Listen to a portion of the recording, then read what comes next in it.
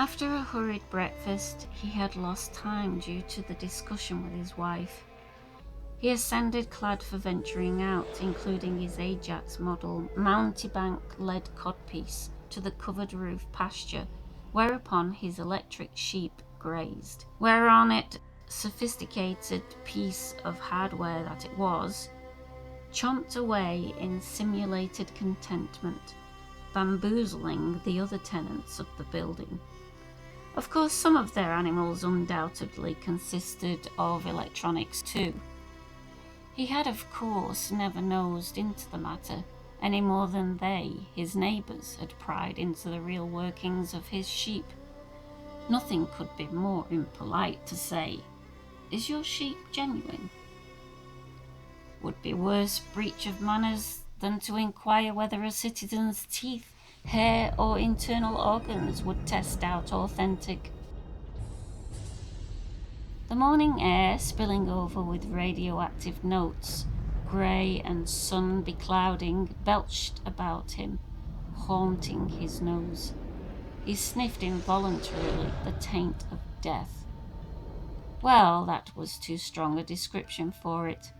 He decided as he made his way to the particular plot of sod which he owned along with the unduly large apartment below, the legacy of World War Terminus had diminished in potency. Those who could not survive the dust had passed into oblivion years ago, and the dust, weaker now and confronting the strong survivors, only deranged minds and genetic properties.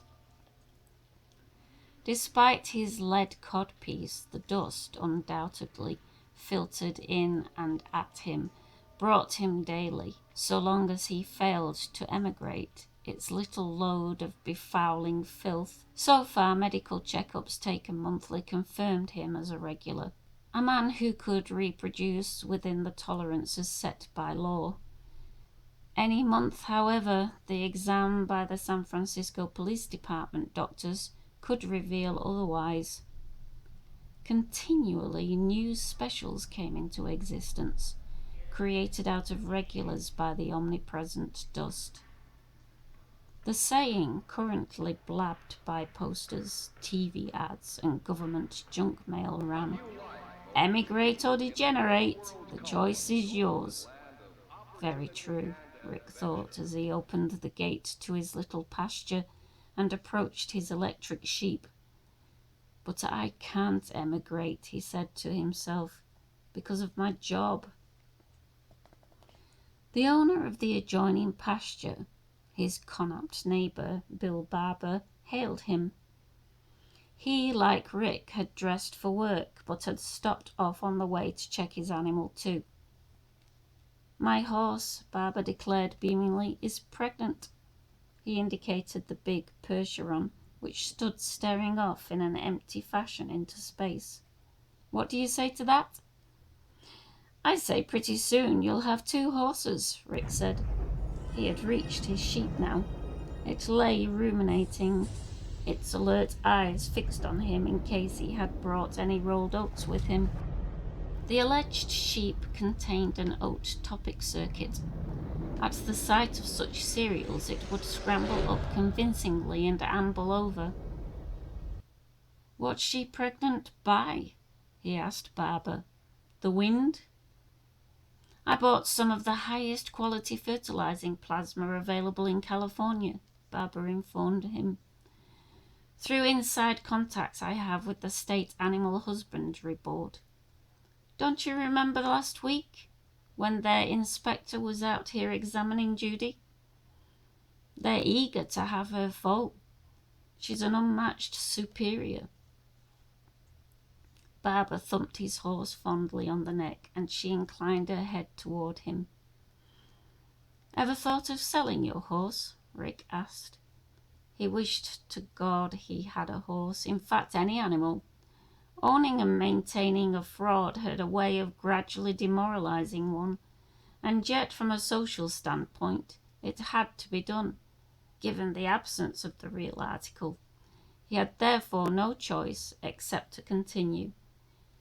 Even were he not to care himself, There remained his wife, Iran, did care very much. Barbara said, "It would be immoral to sell my horse." "Sell the colt, then. Having 2 animals is more immoral than not having any." Puzzled, Barbara said, "How do you mean? A lot of people have 2 animals, even 3, 4. And like in the case of Fred Washburn, who owns the algae processing plant my brother works at, even 5. Didn't you see that article about this duck in yesterday's Chronicle? It's supposed to be the heaviest, largest Muscovy on the west coast." The man's eyes glazed over, imagining such possessions. He drifted by degrees into a trance. Exploring about in his coat pockets, Rick found his creased, much-studied copy of Sydney's Animal and Fowl Catalogue January supplement. He looked in the index, found colts, Veed horses, osp, and presently had the prevailing national price. "I can buy a Percheron colt from Sydney's for $5,000, he said aloud. "No, you can't," Barbara said. "Look at the listing again. It's in italics. That means they don't have any in stock. But that would be the price if they did have." "Suppose," Rick said, "I pay you $500 a month for 10 months, full catalogue value." Pityingly, Barbara said, "Deckard, you don't understand about horses. There's a reason why Sydney's doesn't have any Percheron colts in stock. Percheron colts just don't change hands, at catalogue value even. They're too scarce, even relatively inferior ones." He leaned across their common fence, gesticulating. "I've had Judy for 3 years, and not in all that time have I seen a Percheron mare of her quality. To acquire her, I had to fly to Canada, and I personally drove her back here myself to make sure she wasn't stolen. You bring an animal like this anywhere around Colorado or Wyoming, and they'll knock you off to get hold of it. You know why? Because back before WWT, there existed literally hundreds. But," Rick interrupted, "for you to have 2 horses and me none, that violates the whole basic theological and moral structure of Mercerism. You have your sheep. Hell, you can follow the ascent in your individual life, and when you grasp the 2 handles of the empathy, you approach honorably. Now, if you didn't have that old sheep there, I'd see some logic in your position. Sure, if I had 2 animals and you didn't have any, I'd be helping deprive you of true fusion with Mercer. But every family in this building, let's see, about 50? 1 to every 3 apartments, as I computed. Every one of us has an animal of some sort. Graveson has that chicken over there." He gestured north. "Oakes and his wife have that big red dog that barks in the night." He pondered. "I think Ed Smith has a cat down in his apartment. At least he says so, but no one's ever seen it. Possibly he's just pretending." Going over to his sheep, Rick bent down, searching in the thick white wool. The fleece, at least, was genuine. Until he found what he was looking for, the concealed control panel of the mechanism. As Barbara watched, he snapped open the panel covering, revealing it. "See," he said to Barbara, "you understand now why I want your coat so badly?" After an interval, Barbara said, "You poor guy. Has it always been this way?" "No," Rick said, once again closing the panel covering of his electric sheep. He straightened up, turned, and faced his neighbour. "I had a real sheep originally. My wife's father gave it to us outright when he emigrated. Then about a year ago, Remember that time I took it to the vet? You were up here that morning when I came out and found it lying on its side, and it couldn't get up. You got it to its feet, Barbara said, remembering and nodding. Yeah, you managed to lift it up. But then after a minute or two of walking around, it fell over again, Rick said.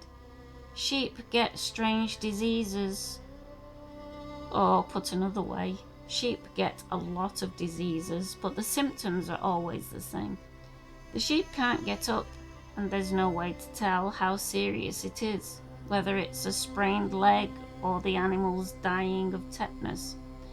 That's what mine died of, tetanus. Up here, Barbara said, on the roof. The hay, Rick explained. That one time I didn't get all the wire off the bale. I left Peace, and Groucho, that's what I called him then, got a scratch, and in that way contracted tetanus. I took him to the vet's and he died, and I thought about it, and finally I called one of those shops that manufacture artificial animals, and I showed them a photograph of Groucho. They made this. He indicated the reclining ersatz animal, which continued to ruminate attentively, still watching alertly for any indication of oats. It's a premium job, and I've put as much time and attention into caring for it as I did when it was real, but, he shrugged, it's not the same, Barbara finished. But almost. You feel the same doing it. You have to keep your eye on it exactly as you did when it was really alive. Because they break down, and then everyone in the building knows. I've had it at the repair shop 6 times, mostly little malfunctions. But if anyone saw them, for instance, one time the voice tape broke, or anyhow got fouled and it wouldn't stop buying, they'd recognize it as a mechanical breakdown, he added. The repair outfit's truck is of course marked Animal Hospital something, and the driver dresses like a vet, completely in white. He glanced suddenly at his watch, remembering the time. I have to get to work, he said to Barbara. I'll see you this evening.